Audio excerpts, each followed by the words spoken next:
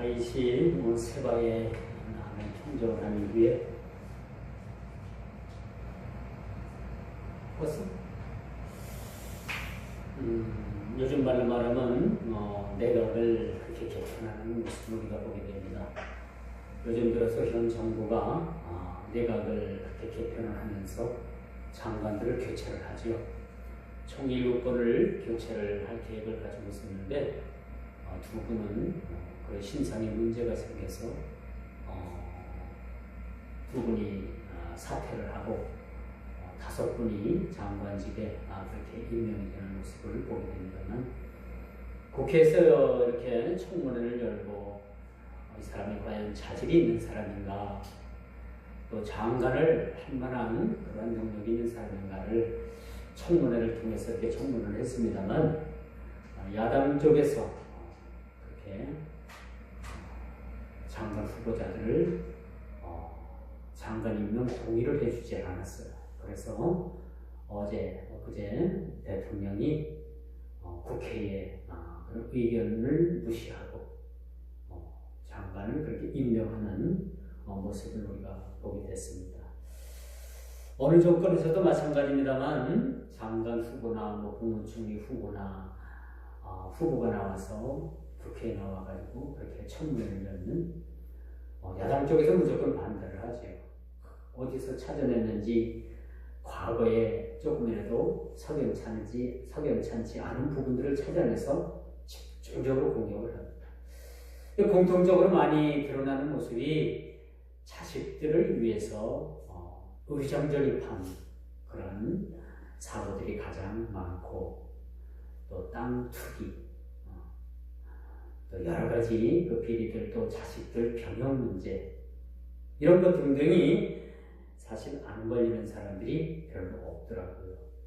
이게 사실 털어서 먼지 안 나는 사람이 없습니다만, 그래도 나라에 그런 중요한 일을 맡기는 사람에게는 적어도 그런 검증은 필요하지 않겠는가, 그런 생각을 가지고 오기도 합니다.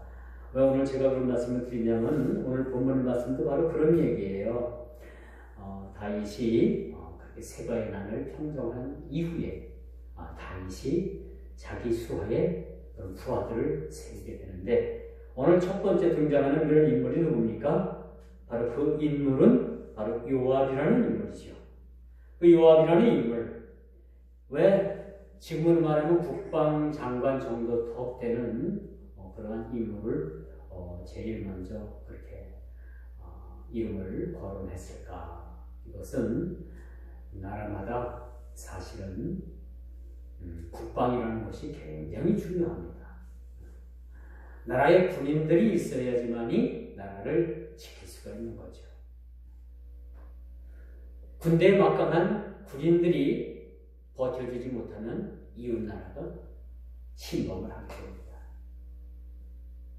일본이라는 나라가 우리와 참 가깝게 삽니다만, 일본이라는 나라는 늘 침략적인 야욕을 버리지 못하고 있어요. 지금도 그 제국적인 근성이 살아나가지고 어떻게든지 그 야욕을 그렇게 성취하기 위해서 제국주의 전철을 밟고 있는 모습을 우리가 보게 되죠. 이런 모습들을 우리가 보면서 참 일본이라는 나라는 하나님께서 적당히 좀 손을 봐줘야지만이 그 기가 좀 꺾이겠다, 그런 생각을 가지고 봅니다.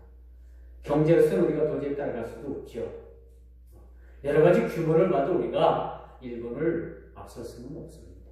그나마 우리가 지금 군대를 가지고 있기 때문에 일본이 사실은 탐을 못해요.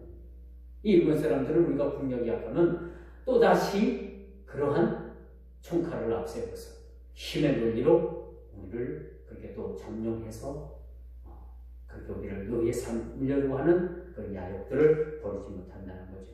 자, 오늘 다윗이 이제 내각 개편을 하는 게 되는 겁니다. 장관들을 다 교체를 하는데, 그 장관 가운데도 국방장관격인 요압을 가장 먼저 국방장관 자리에 앉히는 모습을 우리가 보게 되는 겁니다. 사실 이 요압이라는 인물을 이 국방장관에 앉히면서도 사실은 다윗의 마음은 매우 껄끄러웠어요. 왜? 요압이라는 이 사람은 참 포악하기가 아주 그지없는 사람입니다. 사람 죽이기를 아주 시근적 못게 하는 사람이었고, 이 요압의 손에 의해서 결국은 다윗의 아들인 압살롬이 결국은 죽임을 당하고, 또 다윗의 조카뻘 되는 생질격 되는 그런 아마샤가 지난주 설교를 했습니다만 요압에 의해서 죽임을 당했던 사실로 우리가 보게 되는 거죠. 이렇게 포악하고 이렇게 의형적인 사람을 왜 국방장관격에 앉혔을까? 여러분 궁금하지 않습니까? 그것은 바로 이 세바의 난을 평정하고 나서 내각을 개편을 하는데 요압이라는 인물을 등용하지 않으면 이 사람은 분명히 다윗에게 반기를 들 사람이었습니다. 다윗은 알고 있었습니다. 이 사람이 포악할 뿐만 아니라 어느 정도 군대 지휘권을 가지고 있었고 그 군대 가운데서도 자기 수하에 있는 많은 그런 숫자의 군인들이 있었기 때문에 다윗은 요압을 어찌할 수가 없었던 거예요. 그리고 울며 겨자 먹기식으로 다윗이 요압을 군대 장관에 앉혔다라는 것을 우리가 보게 됩니다. 군변을 위한 방패가 되지 못하고 정치 후진국에서나 일어날 수 있는 쿠데타를 얼마든지 일으킬 수 있는 요압이었다는 것을 다윗은 너무나 잘 알고 있었던 거예요. 그래서 싹 내키지는 않았지만 이 사람을 군대 장관으로 세우게 됐던 거예요. 그러니까 다윗의 마음이 편했겠어요? 편하지 않았겠어요? 편치가 않죠. 늘 이 사람에 대해서 주시를 대만 냈고 이 사람이 과연 어느 때에 다윗 왕이 자신에게 칼을 들이댈지 모르는 그런 상황을 맞이할 수 있었기 때문에 다윗은 조심하고 또 조심했다는 거죠. 그러나 분명한 것은 다윗은 이 요압을 군대 장관으로 세우고 싶은 마음이 없었지만은 어쩔 수 없는 정치적인 그러한 입장 때문에 요압을 군대 장관으로 세웠다는 거죠. 이게 서로 불편한 거예요. 진실은 이겁니다. 세우지 말아야 될 사람, 세우고 싶지 않은 사람을 세움으로 인해 가지고 다윗은 늘 요압에 대해서 마음 한편에 늘 좀 찜찜했던 거죠. 언제 이 요압이 다윗을 향해서 칼을 들이댈지, 언제나 이 다윗을 향해서 쿠데타를 일으킬지 다윗은 늘 불안해 할 수밖에 없었다라는 것을 우리가 보게 됩니다.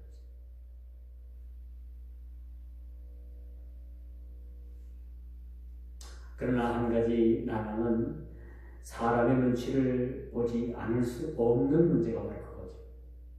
다윗은 한 국가의 왕이었지만은 사실은 군대를 통솔할 수 있는 것은 요압이었습니다. 막강한 힘을 가지고 있었다. 그래서 다윗은 요압의 눈치를 볼 수밖에 없었던 거예요. 이제 서로 눈치를 보게 되면 서로 불편하게 되죠. 우리 사람도 마찬가지죠. 우리 관계도 서로 눈치를 보게 되면 그때부터는 서로 속마음을 서로 털어놓을 수도 없고 서로 마음을 보일 수가 없는 거예요. 오늘 다윗과 요압이 바로 그런 상관입니다. 그런 상관적 관계를 가지고 있었기 때문에 늘 언제 터질지 모르는 그런 불상사를 그들이 안고 지낼 수밖에 없었다는 거죠. 이 요압이라는 인물은 그 포악하고 살인과 광기가 가득한 요압을 배제할 수 없었던 그 상황. 우리는 앞서서 요압의 행포를 확인한 바가 있습니다. 사람 죽이는 것을 아주 쉽게 생각하는 이 요압. 생명을 존중할지 모르고 생명 경시풍조가 만연했던 이 사람에 대해서 칼자루를 치우쳤다는 것. 이것은 매우 참으로 어린아이에게 잘 듣는 칼을 쥐어준 거나 마찬가지였다는 사실을 우리가 보게 되는 거죠.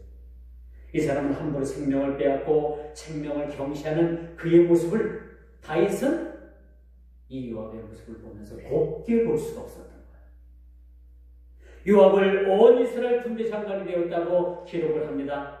우리는 여기서 다윗의 깊은 고민의 흔적을 느끼게 합니다. 만일 요압을 여기서 배제시켰다면 분명히 다윗을 배반하는 그런 인물이 되었을 것을 우리가 물보듯 뻔한 사실이라는 사실이죠.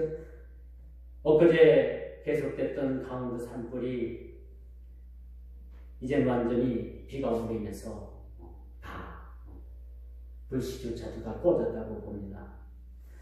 우리는 여기서 이 강원도에서 일어난 산불을 보면서 우리가 생각하지 않을 수 있는 것은 인간은 이 거대한 자연의 힘 앞에서, 재앙 앞에서 고작 할 수 있는 것이 바람이 좀 잦아들었으면, 좀 비가 왔으면 그런 발현밖에 할 수 없다는 거죠. 아무리 많은 인력을 투입을 하고 불 끄는 헬기를 투입을 하고 그렇게도 몇 날이 가도 불길을 다 잡지 못하는, 이것이 우리 인간의 나약한 존재의 모습을 그렇게 보여주는 것이라고 우리가 볼 수가 있겠죠. 비가 와가지고 이제야 한시름들 놓는 모습들을 우리가 보게 됩니다.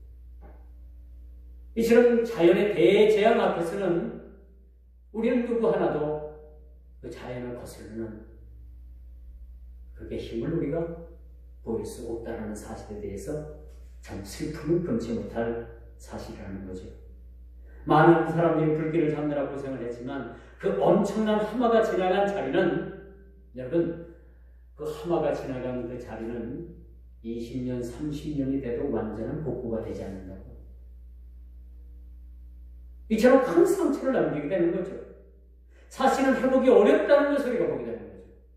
완전한 회복이 되려면 수십 년이 흘러야 되기 때문에. 불같고 포악하기가 참 그지없는 이 요압에 대해서 다윗은 자신의 뜻을 온전히 드러낼 수가 없었던 거죠. 늘 다윗은 마음 한편에 요압에 대한 문제를 가지고 살게 되거든요.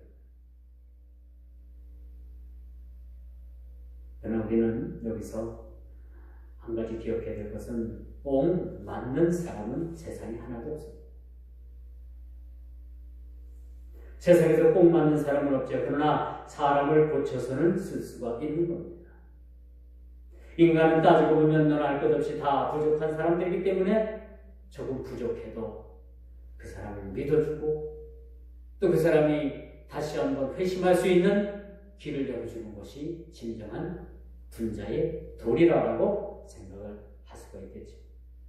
자신이 부족함을 알고 늘 겸손한 마음으로 맡은 일들을 성실하게 감당하는 사람은 참 그리 많지 않은 것 같습니다. 내 자신의 부족함을 알 때에 자신이 겸손하게 되는 거죠. 되게 겸손하지 못하고 교만한 사람은 자기가 늘 부족하지 않다라고 생각을 하는 사람입니다.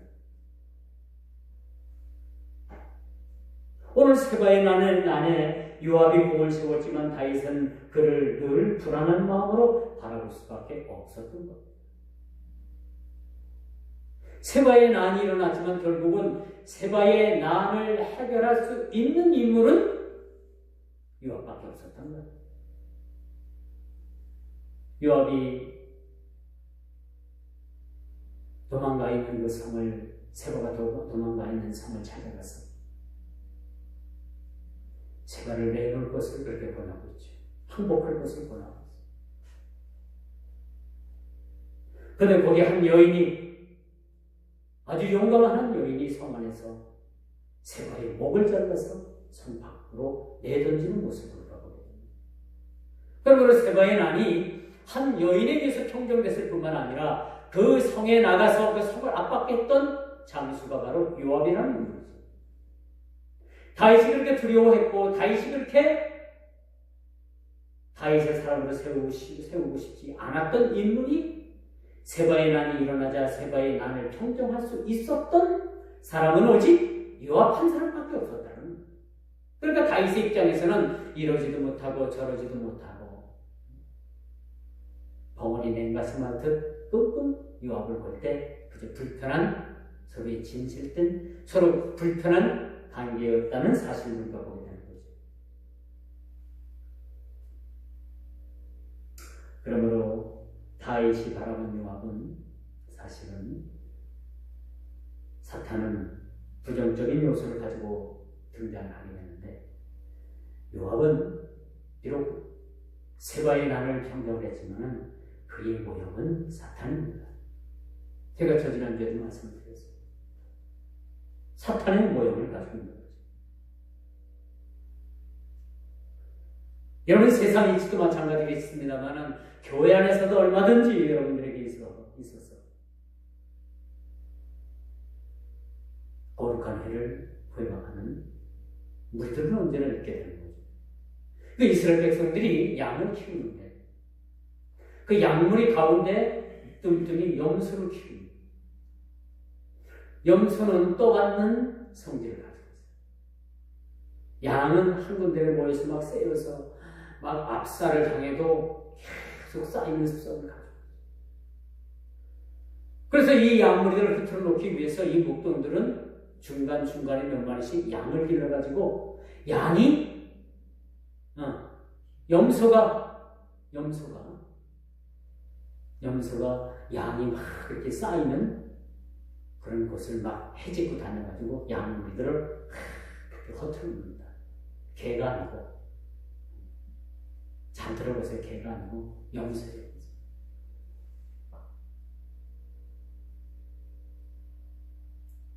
이게 양을 키우는 그런 한 가지 방법이라고 합니다.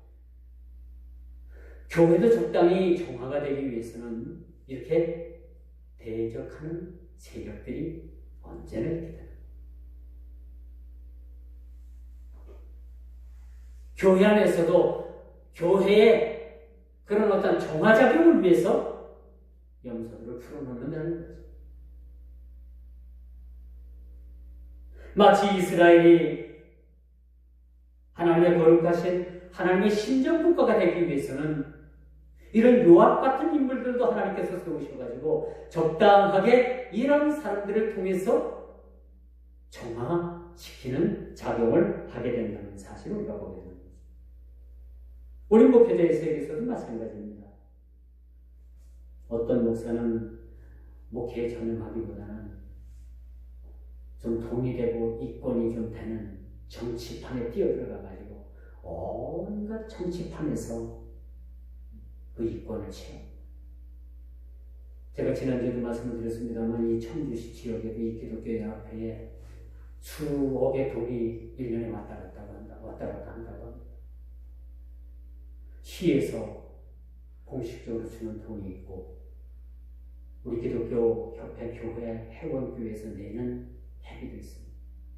수억 원들이 돈이 왔다 갔다 하는데 이 총무라는 직책을 가진 사람이나 또는 회계를 가진 직책을 가진 사람들이 꽃감 빼먹듯 그냥 영수증도 없이 다 빼다가 쓴다. 이거 누가 나오면 되겠어? 하나님께서 책임하실 수밖에 없는 사실. 우리 총회도 마찬가지예요. 왜 총회를 그렇게 막 그냥 머리 터지게 가려고 하는가? 거기는 논문들이 많이 있다는 거예요. 1년 예산이 수백억인데 먼저 집어먹는 사람들이 인자랍니다. 그래서 서로 총대 가가지고 서로 돈 되는 부서 들어가가지고 이리저리 다 해먹고 나오는 거예요. 우리 노회에서 총단을 보냈더니 그 총대가 가는 부서마다 그 부서에 돈 씨가 많은답니다. 돈의 씨가 많은데 그래서 사람들이 다 그 총대들이 다 싫어한답니다. 그 사람은. 그런 이야기도 떠듭니다. 이게 뭐 사실인지 진실인지 잘 모르겠습니다만 뭐 없는 얘기 나왔겠습니까? 이런 실정이에요. 그런데 이 세상 사회는 어떻겠습니까? 더하죠. 교회가 이 모양이고 조행회가 이 모양이고 기독교 연합회가 이 모양인데 세상은 더하겠죠.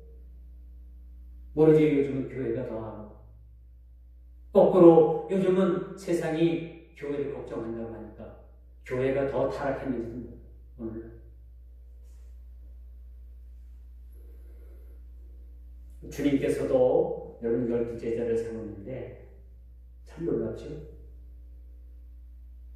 12제자 가운데 한 제자를 예수님을 파는 제자로 세웠어요. 그 제자는 르드 30에 예수님을 팔아먹었습니다. 주님께서 부른 그런 제자임에도 불구하고 주님을 팔아먹은 겁니다. 주님께서 불러주신 12제자 가운데서도 그러한 염소가 있는데 오늘날 여러분은 생각해 보십시오. 그런데 이것은 하나님께서 그 사랑하는 백성들을 정화시키기 위해서 우리를 다듬고 우리를 훈련하기 위해서 깨닫게 하기 위해서 세웠다는 사실을 우리가 보게 되는 겁니다. 다윗이 비록 유압이라는 군대 국방장관을 세웠지만은 거기도 또 하나의 뜻이 있는 겁니다. 그 다윗의 연약함, 다윗의 아픈 손, 다윗의 그런 아픈 마음들, 그런 것들을 늘 깨닫고 체험하고 그것 때문에 기도할 수밖에 없는 상황으로 하나님께서 세우기 위해서 하나님께서 세워주셨다는 겁니다. 그래서 여러분 주위에 여러분들 괴롭게 하는 일들, 힘들게 하는 일들, 너무 여러분들 그것을 너무 대적하지 마세요. 그런 일들을 통해서 나를 기도하게 만들어. 그렇지 않겠어요? 우리 육신도 마찬가지예요. 어느 한 부분이 아프면 그 아픈 부분을 가지고 여러분 기도합니까? 안 합니까? 하잖아요. 근데 아프지도 않고 여러 가지 문제도 없고 참 모든 인생의 삶의 모든 것이 참 순탄하다면 그 사람은 기도하지 않습니다. 대개가 기도하는 사람들은요, 자기 자신의 그런 문제가 있기 때문에 기도하지 않을 수가 없는 거죠. 기도하지 않을 수가 없어요. 왜 그것 때문에 우리가 하나님 앞에 기도하는 게 할 수밖에 없는 상황으로 몰고 가기 위해서 하나님께서 사실은 안 고쳐주시는지도 모릅니다. 여러분 물질의 고난 때문에 사업에 여러분 염려와 걱정 때문에 여러분들 기도할 수밖에 없는 상황으로 하나님께서 몰고 가시지 않습니까? 왜? 그것마저도 없으면 우리가 기도하지 않기 때문에 그렇다.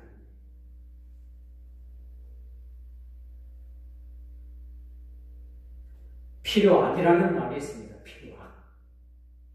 제가 사전에서 찾아보니까 국가 또는 권력은 국민에게 부담을 주고 자유를 억압한다는 점에서는 악으로 볼 수 있지만 질서의 유지와 통일성의 확보를 위해서는 필요하다는 근대 자유주의 사상의 국가 간 또는 권력 간을 말한다. 이것이 필요의 악이다.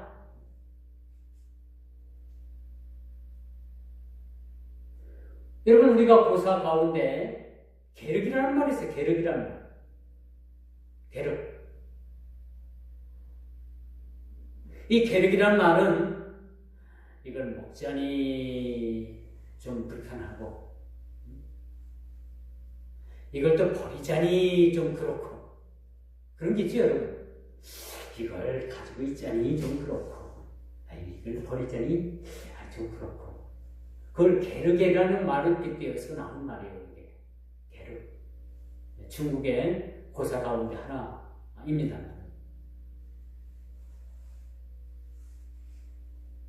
마치 다윗이 요압을 국방장관으로 임명한 그 사실은 참 눈에 가시화대 같은 존재였던 거예요, 사실.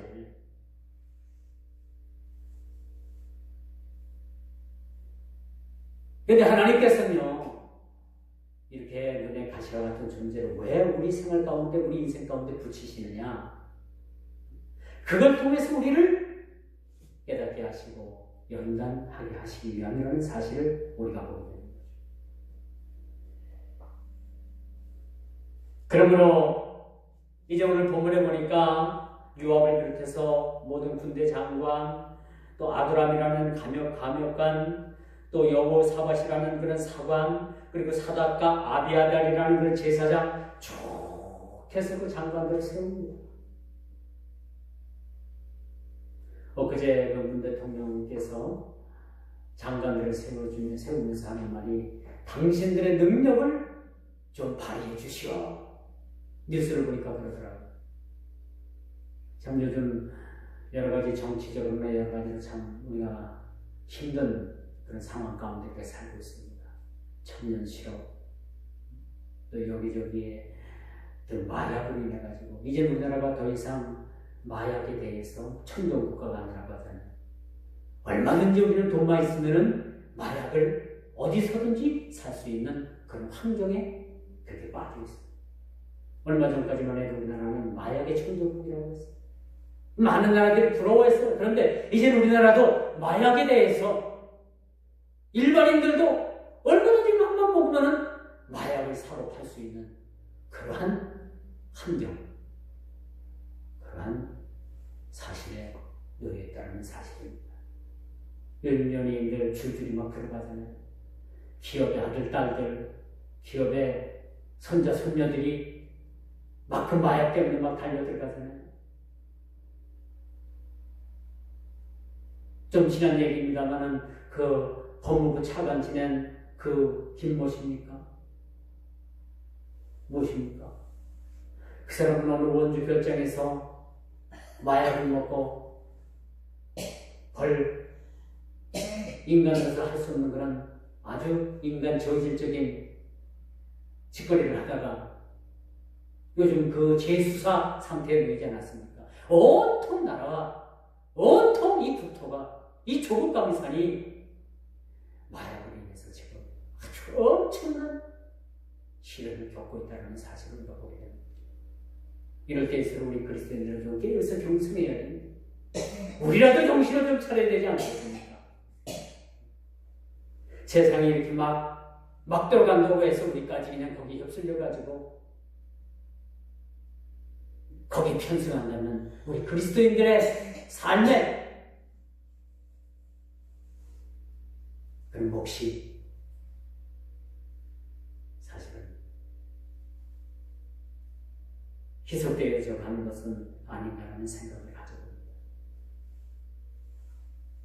그러므로 우리 주의 일을 맡은 이들을 먼저 맡겨주신 이들의 이의 마음을 헤아려서 그 맡겨주신 이의 마음을 기쁘게 해드릴 수 있는 우리 모두가 다 되어야 된다는 거죠.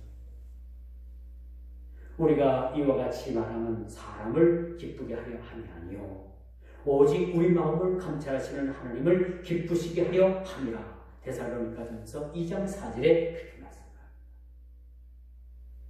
비록 다윗은 국방장관인 요압을 세우면서도 그 마음이 편치 않았지만은 그 스스로가 그 요압을 보면서 날마다 자신을 돌아보고 자신을 경계하고 자신이 하나님 앞에서 나태하지 아니하도록 하나님을 잃어버리지 아니하도록 자기 자신을 깨어 경성하는 하나의 도구로 삼기 위해서 필요해 악으로 요압을 세웠다는 겁니다.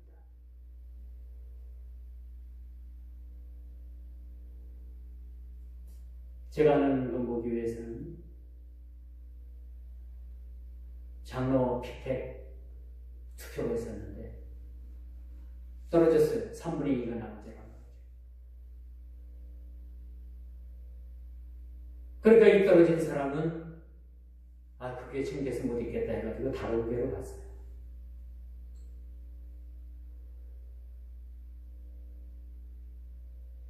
우리 성도들의 손길을 통해서 투표를 해서 그 원만한 투표의 투표수가 안 나왔으면 하나님께서 나를 아직도 주의 일을 감당할 수 없는 인물로 생각하시는구나. 더욱더 좀 더 겸손해야 되겠구나. 그런 생각을 가지게 되는데 이 교회 아니면 내가 어디 가서 장로할 게 없느냐 해가지고 다른 교회 가가지고 조그마한 개척교회 가가지고 장로가 됐어요. 그건 하나님께서 기뻐하시는 일은 아니라는 얘기죠. 공회에서 투표를 해서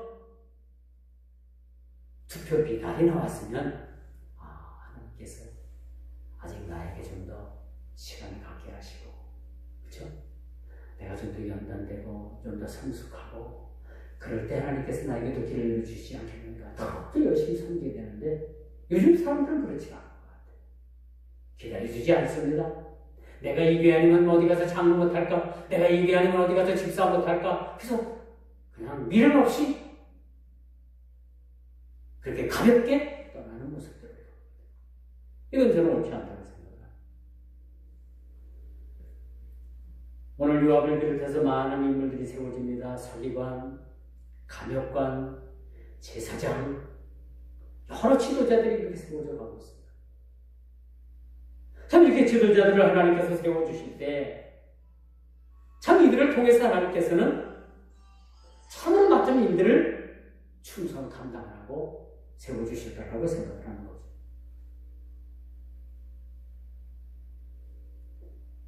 그러면 우리가 나는 완벽한 것 같은데도 왜 하나님께서 나를 하나님의 그런 일꾼으로 사용하시지 않고 나를 왜 그 툭에서 떨어지게 하셨는가?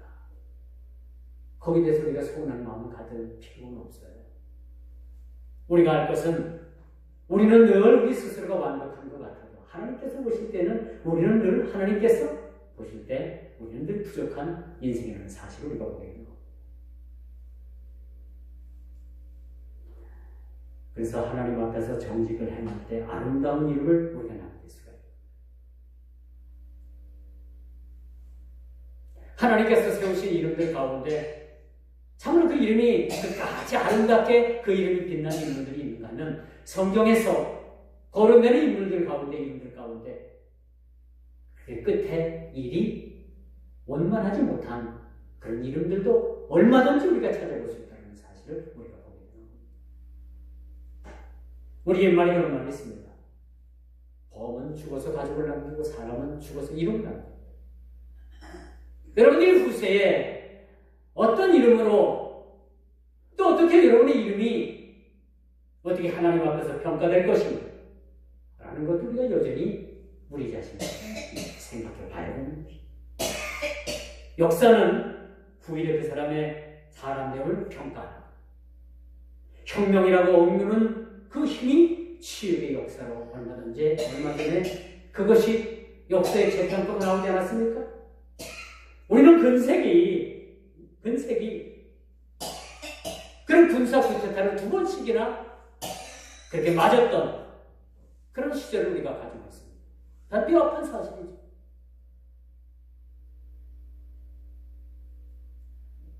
결국 20, 30년 안에 이 나라의 군사 쿠데타가 2번씩이나 일어났습니다.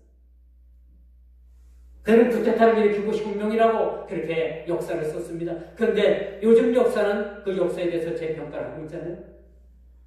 그것은 혁명이 아니라 쿠데타였다는 것을 역사는 재평가하게 됐다는 사실.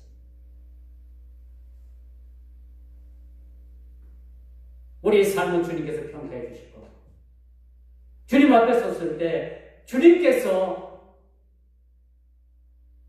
우리의 이름, 우리의 삶, 우리가 살아온 그런 모든 모습들을 보고 평가를 하실 겁니다. 주님 앞에 섰을 때 우리가 부끄러움 없고 또 주님 앞에 섰을 때 잘했다, 충성된 종이라는 그러한 인정함이 사실은 우리 성도들 가운데 있어야 되는 것이죠. 이 땅을 얼마나 잘 사냐, 이 땅을 얼마나 권력을 틀어지고 사느냐, 얼마나 이 땅을 군림하고 사느냐, 이 땅을 얼마나 많은 재물로 득하고 사느냐, 이게 문제가 아닙니다. 주님 앞에 섰을 때 주님께서 우리를 어떻게 평가해 주실 것인가? 우리에게 주신 그러한 하나님께서 맡기신 일들을 얼마나 우리가 충성되이 감당해나가 주님 앞에 설 것인가? 우리에게 주신 하나님의 청지기 사명을 어떻게 우리가 참으로 충성되이 진실되게 감당하다가 주님 계산하실 때 우리 남은 것을 내려놓고 주님께 진실된 계산을 할 것입니다. 이게 청지기적인 삶입니다. 우리 모두 다 청지기를 불렀어요. 우리에게 우리 그 일정한 부분들을 허락하셨습니다.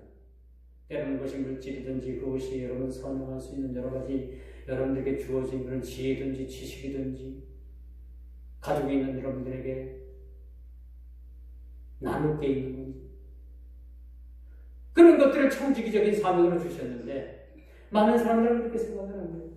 그 주신 것을 가지고 자기 것이라고 우기는 사람들이 대다수입니다. 주님 것을 자기 것이라고 우기는 대다수의 사람들이 아직도 세상에는 많이 있다는 겁니다. 모든 것은 다 주님께서 주신 겁니다. 하물며 우리의 생명도, 우리의 지식도, 우리 가진 바, 우리 재물도, 심지어는 우리 자식도 다 주님 주신 분기십니다. 내 것은 하나도 없죠. 이렇게 생각하면 편합니다. 세상 사람. 그리고 얼마든지 주님 명령에 의해서 우리가 그 일들을 수행할 수가 있는 거예요. 자꾸 내 것이라고 하니까 움켜쥐는 거죠.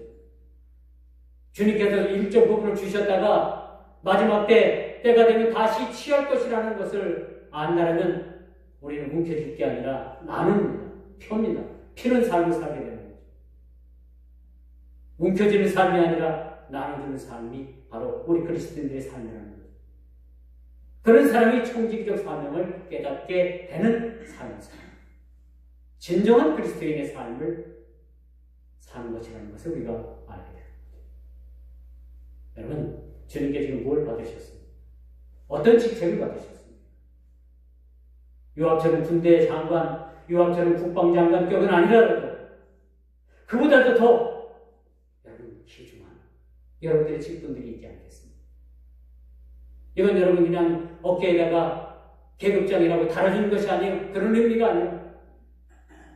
그 주신 것을 통해서 여러분들이 죽도록 하나님 앞에 충성하는 의미로 여러분에게 주셨다는 사실을 여러분 깨달아 알아야 됩니다. 여러분들이 직분 받기 전에 아주 많은 교육을 받았을 걸로 알고 있습니다.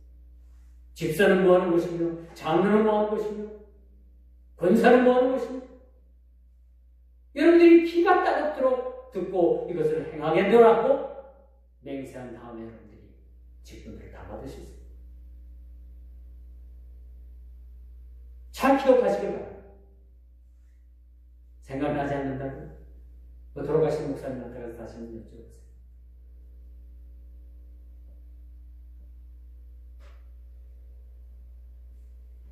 오늘 이 다윗의 관리들이 아주 귀한 직분을 받았습니다.